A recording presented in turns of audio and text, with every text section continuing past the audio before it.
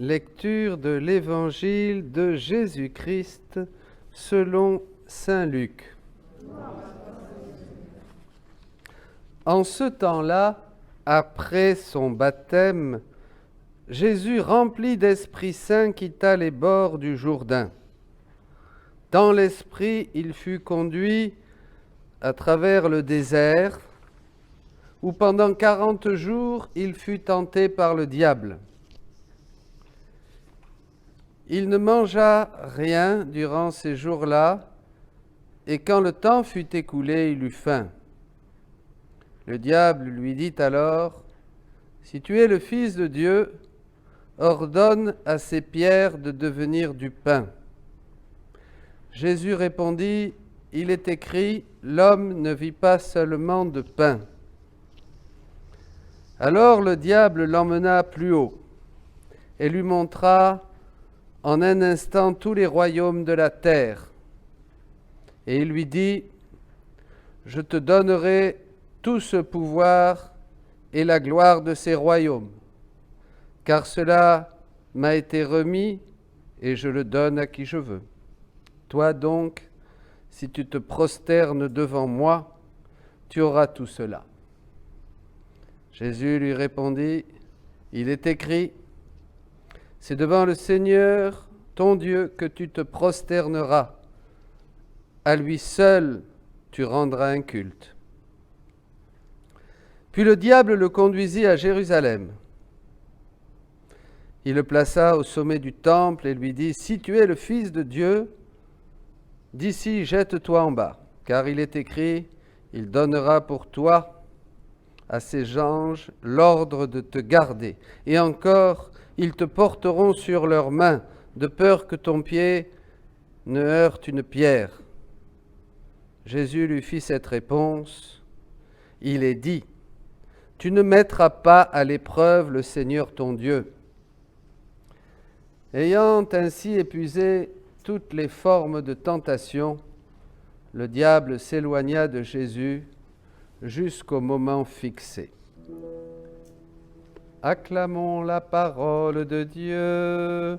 Louange à toi, Seigneur Jésus.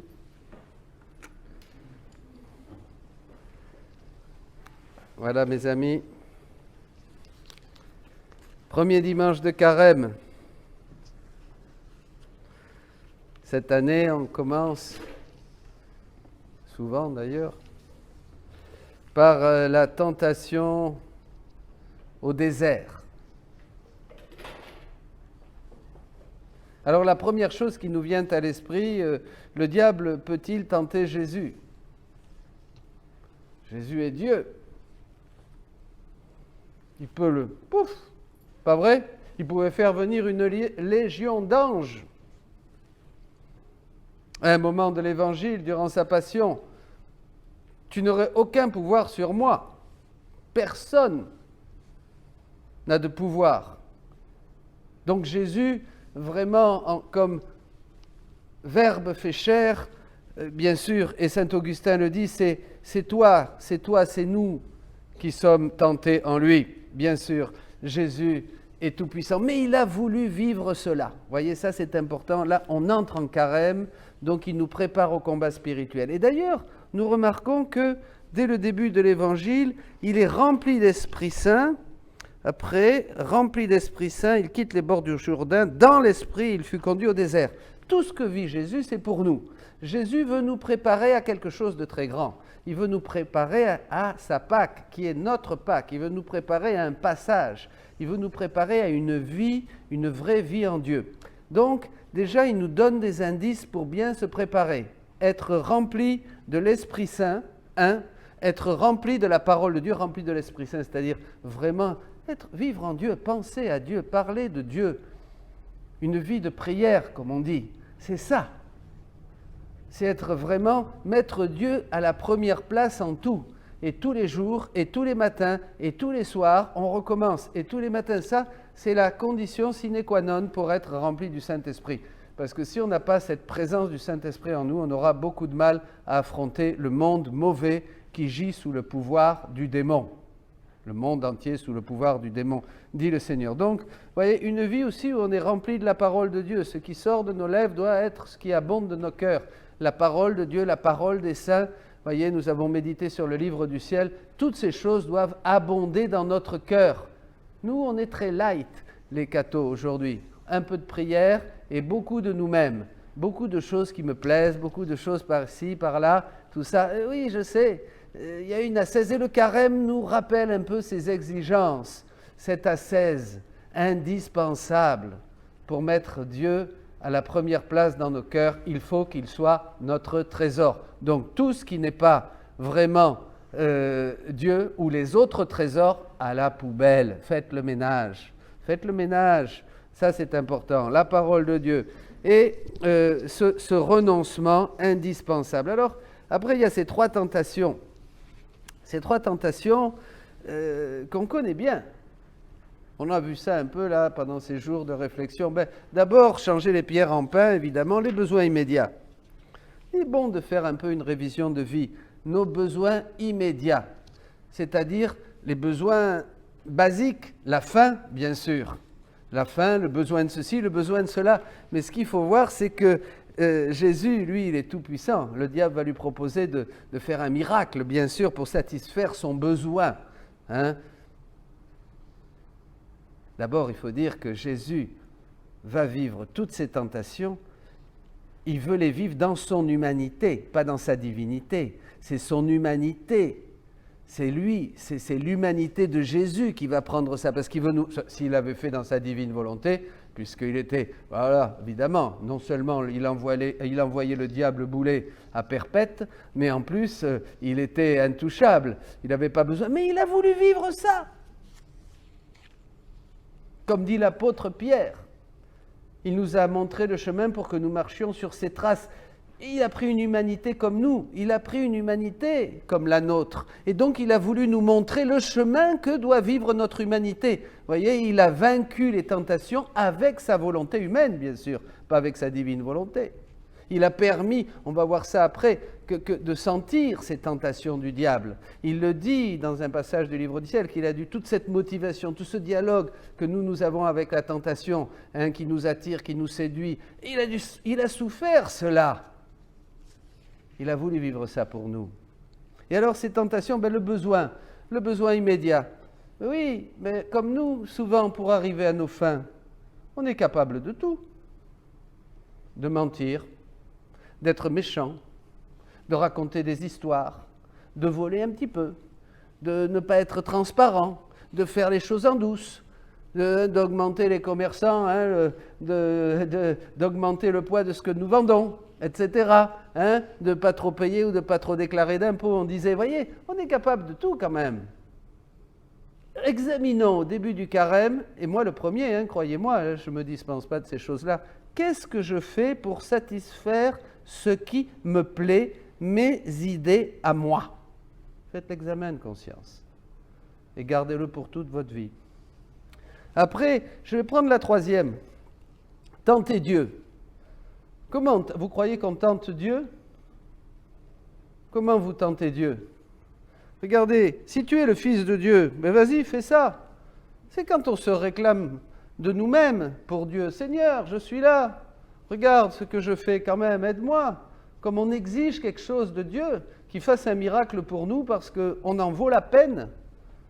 Parce que le Seigneur se doit d'être notre aval et de nous suivre. Vous voyez, Adam, comment ça se fait, Seigneur, là? Qu'est-ce qui se passe? Qu'est-ce qui se passe? Hein? C'est moi, Dominique, là, allez, Seigneur, il faut que tu fasses quelque chose, tu ne peux pas me laisser là-dedans. Vous voyez, mon idée, j'exige à Dieu.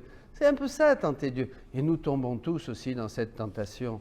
Et combien on a du mal quand les choses et les événements vont à l'encontre vraiment de ce qui nous plaît, de ce qui nous rassure et de ce qui fait notre petite vie tranquille. Hein? Pas vrai? Et oui.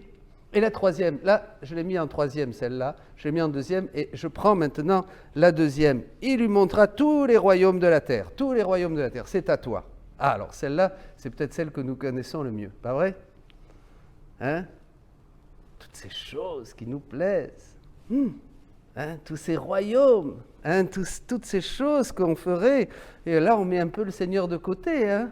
rapidement, on a vite fait, comme dit la lettre aux Hébreux, et ce péché qui rapidement nous emberlificote, quelque chose comme ça, et poup, ça y est, en 2 temps, 3 mouvements, quand vous avez une idée, quand le péché nous séduit, quand quelque chose nous séduit, rappelez-vous, vous avez oublié Dieu. Quand la colère vous séduit, quand le plaisir vous séduit, quand la gourmandise vous séduit, quand vous êtes sous la séduction de quelque chose, hop, allez, le bon Dieu, il n'est plus là. Vous ne voyez plus que cette chose pour arriver à votre fin et satisfaire la tentation. Regarde ces royaumes. C'est ça, je l'ai mis. Et là, le Seigneur répond toujours avec la parole de Dieu. Vous voyez, il va utiliser ce qu'il nous demande d'utiliser, la parole de Dieu, pour vaincre le mauvais, le Satan, le diable, celui qui nous fait dévier de notre finalité d'enfant de Dieu. Et alors, il dit, cela, ça m'a été remis et je le donne à qui je veux. Si toi, tu te prosternes devant moi, tu auras tout cela. Il veut que nous nous prosternions devant lui, comme on fait. Mais c'est pas... Qu'est-ce que c'est l'adoration? Parce que là, on pense à l'adoration, se prosterner devant quelqu'un qu'on aime, se prosterner devant le Saint-Sacrement, lui dire « Je suis là, Seigneur, je t'aime, regarde, on se prosterne, on sent qu'on est pieux, etc. etc. » Mais en fait, mes amis, la vraie adoration, dit une sainte, c'est faire les œuvres d'eux, avoir les mêmes œuvres qu'eux, avoir l'égalité d'œuvres. Vous voyez ? Eh bien, aujourd'hui, il y a beaucoup d'adorateurs du Satan. Tous ceux qui font ces œuvres, tous ceux qui font des choses mauvaises, tous ceux qui vont dans le sens de ce qui est contre nature, tous ceux qui pratiquent, qui pensent, qui organisent, par exemple, je pense encore à l'avortement et à d'autres choses infâmes, tous ceux qui font la guerre, tous ceux qui sont méchants, tous ceux qui vraiment ne résistent en rien, font les œuvres, ce sont des adorateurs, c'est ça. Mais nous, chaque fois que nous faisons notre volonté propre, nous n'adorons plus Dieu.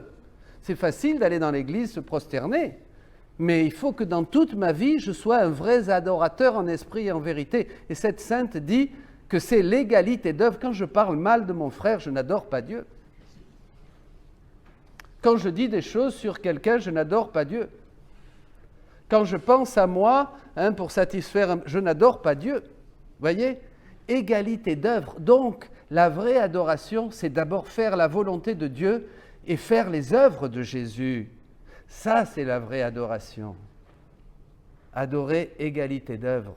Quand je ne le fais pas, eh bien, comme grande quantité, ample et large est le chemin qui conduit à la perdition, eh bien, ce sont des hommes et des femmes qui n'adorent pas Dieu, mais qui rendent un culte au malin.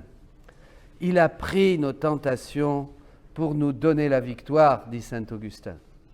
Il a pris nos tentations pour nous donner la victoire. Et là, j'aurais terminé avec ça, et un passage de Louisa qui est très beau, du livre 1. Et qu'est-ce qui se passe? Il a souffert nos tentations, dans sa volonté humaine, dans son humanité. Voyez, il a voulu nous montrer le chemin et vivre comme nous, avec une humanité. Et il a voulu vivre nos tentations, c'est-à-dire les sentir. Jésus explique que quand on a vous savez, quand on a cette séduction et ce raisonnement qui commence à tourner autour et tout ça, et que nous, ça ne nous dégoûte pas trop, parce qu'on est plus accoutumé au péché, bien sûr, et à être vraiment mi-figue, mi-raisin. Mais Jésus, lui, il était la sainteté même, il était la pureté même, il était la beauté même, il était tout était pur, tout était Dieu, tout était divin en lui. Eh bien, il a senti ces choses. Il s'est revêtu de nos tentations. Il a vécu toutes les formes de tentation et il a vécu toutes nos tentations, bien sûr. Et qu'est-ce qu'il a fait? Il a pris la tentation et là, il nous donne un enseignement qui est très important. Il l'a vaincu avec sa volonté humaine. Attention, aujourd'hui, on a rapidement recours à la magie. On va faire telle prière. On va faire tel pèlerinage pour être libéré. On va se mettre telle médaille autour du cou. On va demander l'imposition de quelqu'un charismatique pour me libérer. Vous voyez, on va faire tout un tas de pratiques, mes amis. Et je ne veux pas dire qu'elles ne sont pas mauvaises quand elles sont faites avec foi. Mais attention, à la fin, et c'est ça qu'il faut bien retenir, c'est avec ma volonté. Quand Louisa est malmenée pendant 3 ans par les démons, quelque chose de terrible, 3 ans, nuit et jour, quelque chose. Relisez ça dans le livre 1. Jésus lui dit, non, non, non, tu vas les vaincre avec ta volonté. Tu vas les vaincre avec ta décision. Il faut tout vaincre avec notre volonté humaine. Ce n'est pas du volontarisme. Le Seigneur nous prépare, comme il prépare ici le chemin à toute l'humanité à travers cet épisode des tentations au désert. Il veut nous montrer comme notre humanité sera toujours secondée par la grâce. Toujours Dieu bénit les hommes et les femmes de bonne volonté. Il veut nous montrer être vraiment vrai. Il nous a donné une volonté. Il veut que cette volonté se prépare pour être vraiment envahie, pour fusionner dans la divine volonté, ce qui sera le grand don de Dieu pour pouvoir vivre vraiment, fusionner dans cet acte unique et éternel de Dieu et entrer dans cette grâce qu'il nous donne aujourd'hui. Mais là, pour le moment, il veut nous apprendre, comme lui, à sentir la tentation, à la vaincre avec notre volonté humaine.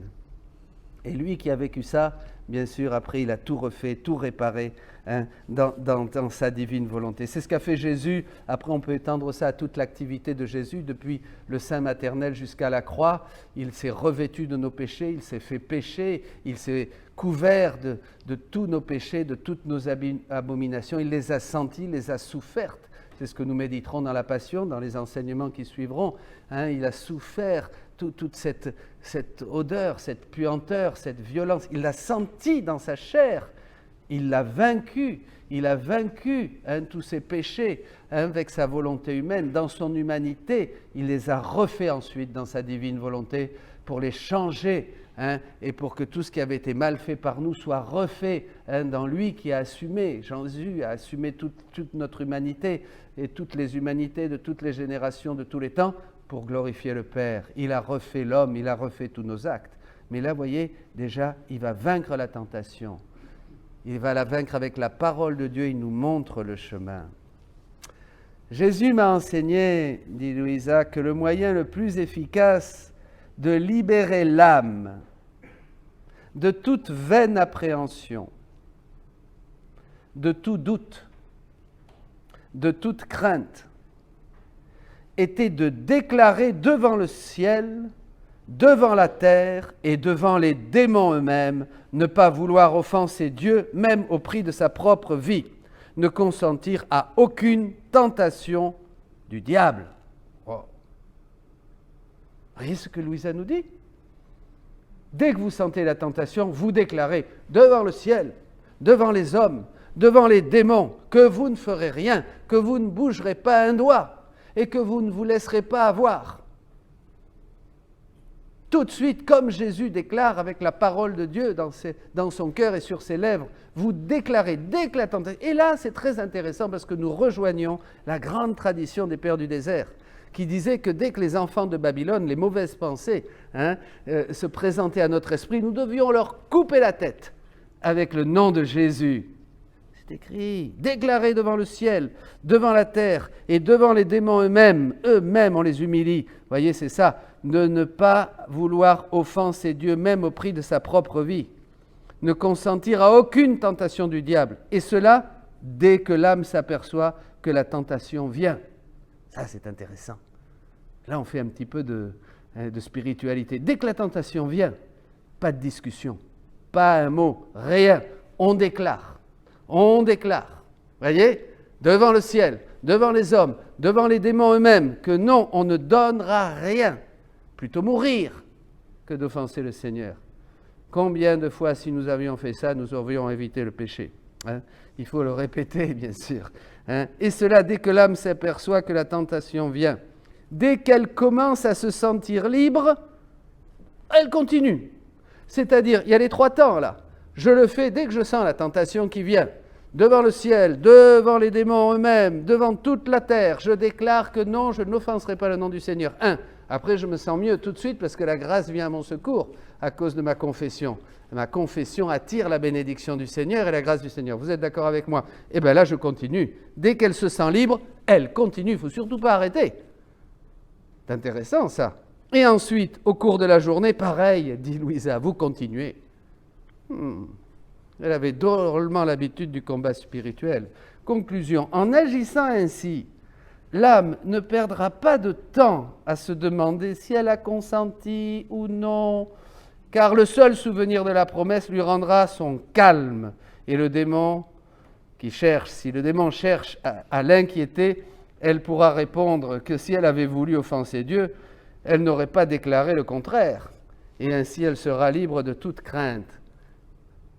Quand ça revient, la tentation vous dit non, j'ai déclaré que je resterai dans la divine volonté, j'ai déclaré que je vais continuer avec le Seigneur, j'ai déclaré que je ne te céderai pas 1 mètre carré du terrain, je ne te donnerai rien.